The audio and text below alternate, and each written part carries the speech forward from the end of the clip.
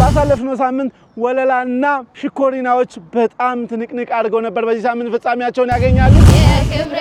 መመኪያ ደስታና ህይወቴ የአሸንዳ በዓል በዋግምራ ምን ተብሎ ይጠራል አሸንዳ የሴቶች መፍት ያስከበረ ነው ሁሌም ብናከብር ደስ ይለኛል አንቀውታይ አንቀውታይ አንቀውታይ አንቀውታይ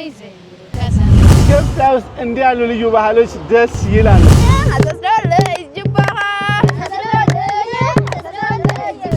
ራሳችን የምናሳይበት በዓል ነው በጣም ደስ የሚል በዓል ነው በጣም ወዶ በዓል ነው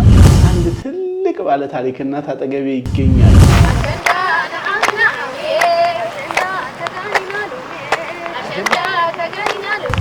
ልጃገረዶች የነጻነት ቀን በማስመልከት የሚከበር በዓል ነው በአጎት የጽሐና እዋን መቲና